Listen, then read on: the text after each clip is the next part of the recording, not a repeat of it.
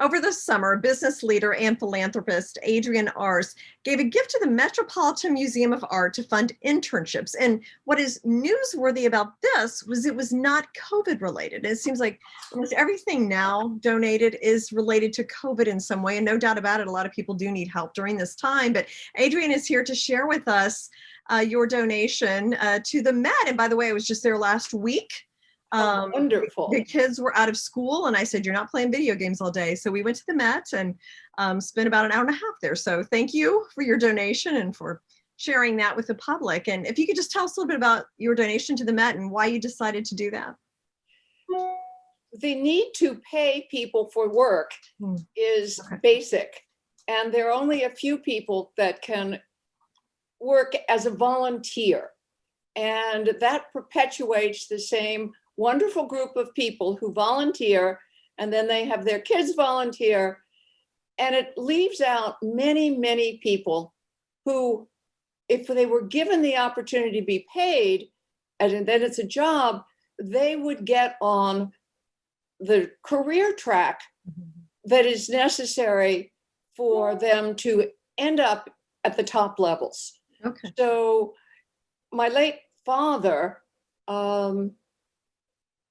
had to work rather than when he was at law school. Although he was qualified for the law review, he could not join because he needed to earn money.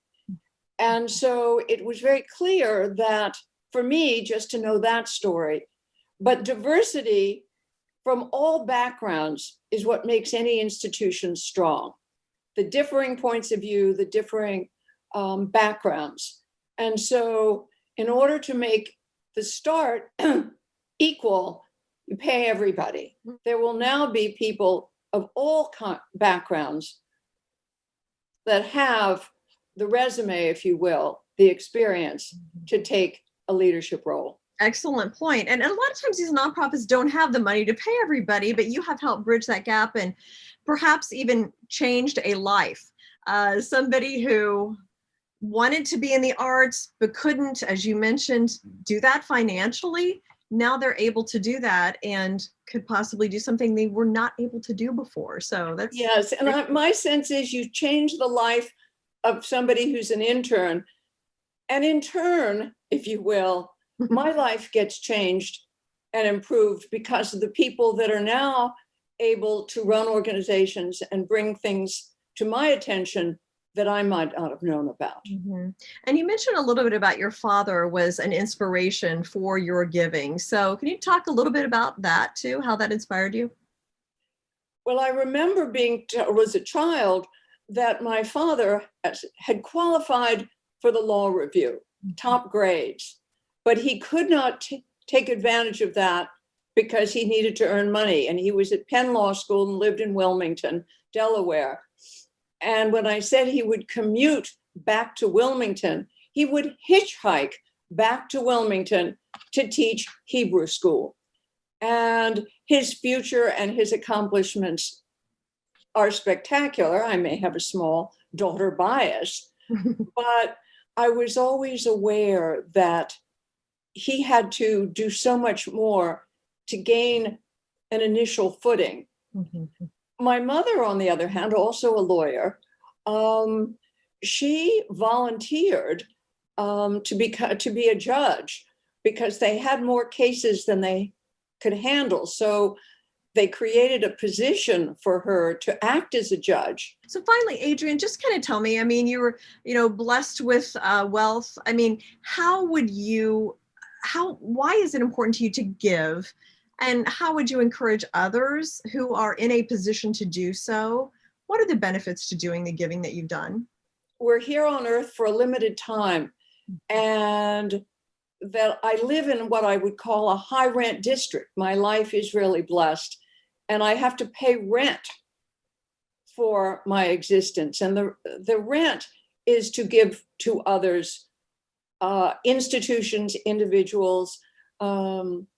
I like to find things that no one else thinks is worth doing, and then making a significant gift in that area. Mm-hmm. I founded a center on Latin America at the Atlantic Council. where up until now, nobody's really paid attention to Latin America, and nobody saw why. And of course, now we see its importance globally and within the United States, and a center on resilience, which is a word that is used. Oh, if I had a penny for every time resilience has been used since COVID began, Yeah. I wouldn't have had to pay the money to start the center. Well, this is a test of resilience beyond what I ever dreamed. This has gone on way longer than I thought. I'm handling it okay, but it's not easy. Well, no, but I think your background shows how you have been resilient, and resilience has a strong genetic component about our immune system. Oh. And if you look at people who've gotten COVID, it has been more male because their immune systems are different and not as strong. Each of us is blessed with strengths and otherwise. But resilience is something that we see around us, from individuals to cities. And it's exciting to watch us all prove how resilient we are. Well, I think there are lessons buried in here somewhere that we will realize at some point. We already have, but it is, it is trying. The arts really define us as a civilization, and the arts really are strongest during times of, we call it trauma, disaster.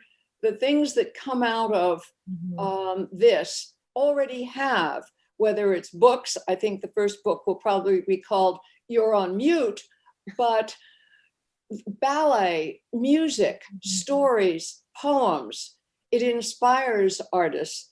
And I think we will come through this with quite a marvelous history of innovation and beauty. Yeah, and a much more interesting society thing. Well, they always said the Renaissance was born during the plague. So exactly. So maybe we'll have our own kind of Renaissance in the next few years. But thank you so much, Adrienne. It's a pleasure to talk to you. Thank you for your gift, and thank you for sharing your gifts to people. So it means so much. I'm delighted to talk with you. Yeah.